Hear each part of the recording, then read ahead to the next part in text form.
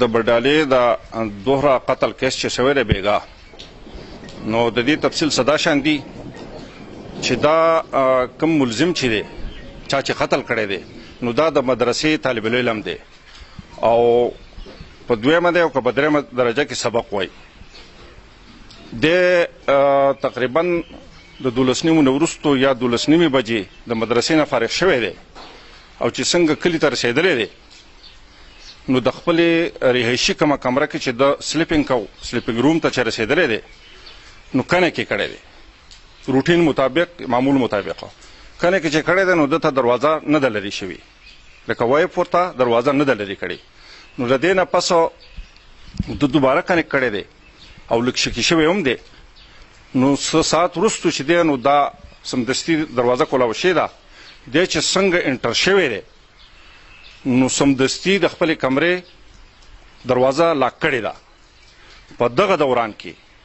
یو هلک چې په دې کمره کې موجود و چې نوم یې عیان خان دی، د کریم الله زوی دی، دا اچانک د منې حمله ور شوی دی، خو د ده سره د معمول مطابق تبرګۍ په لاس کې وه. دی وایي چېرې ما مور ماته وي چې ته کله مدرسې ته ځې یا راځې نو ځان سره یا غټ لوړ لاټي چې ورته وایي او یا ځان سره تبرګۍ وړه چې ته لاره کې سپی راشي یا څه بل څه مسله درته راشي خپله ډیفنس پې کوي. نو دوی ما سره تبرګۍ موجوده وه. نو دی چې څنګه د مقتول عیان چې د منې حمله اور شوی دی نو سمدستي د پې وار کړی دی تبرګۍ سره او د دې نه پس پی در پی ګزارات یې پې کړي دي پرله پسې او دغه شان یې په خپله د ټبر باندې هم پی در پی ګزارات کړي دي. د تعجب خبره دا ده چې د دې ملزم انور علي چې دی د ده او د دې جنۍ واده تقریبا میاشتې و نیمه مخکې شوی،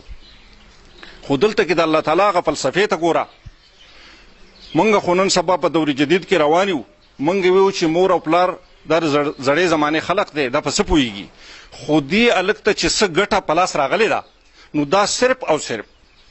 د مور په یو مختصر شان هدایت باندې ورته راغلې ده. مور ورته وینا کړې وه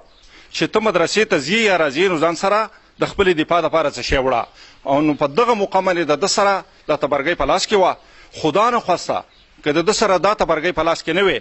نو دا مقتولین چې دواړه دي د هلک او جنۍ د چا چې یارانه وه نو دا په ده باندې په باډۍ کې زورور دي. نو لازم خبره ده هغې به د خپل جرم پټولو دپاره بیا دې قتل کوو او یو بله ایشو به جوړېده. نو لکه څنګه چې عبدالقادر جیلاني صاحب چې دی د مور په یو مختصر هدایت باندې عمل وکړو چې 40 روپۍ ورته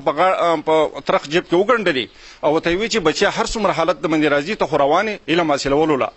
خو چې هر څومره حالت د باندې راځي خو ته به رښتیا وایې. نو په لاره کې هغه ډاکوان ورته ناست او هغوی ته هغه رښتیا وویې.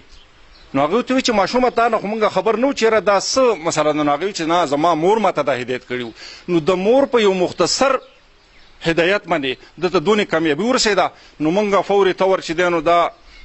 ناشونه بیا راوچت کړو، هسپتال ته راوړو او هغې کې موږ هغه قانوني تکمیل کاروي وکړه، پرچه پکې ورکړه، تفتیش پکې جاري دی او کوم اکیوز چې دی هغه زموږ سره ارشت دی اوس عدالت ته پیش کړی دی او فردر تفتیش چې صحیح نو هغه به ستاسو د بخي. دا واقعات خو تقریبا شوي دي د 12 نیمو نه وروستو 1 بجې ټیم کې شوي دي. موږ ته اطلاع چې دی نو تقریبا 1:30 بجې موږ ته بیا اطلاع وشوه دا اکیوز راغی او موږ ته د دې ټولو سټورۍ نه موږ خبر کړو او موږ کویکلی سپاټ ته ورسېدو او هر څه په خپله ولیدو او د خپل هاي اپس په نوټس کې راوړو.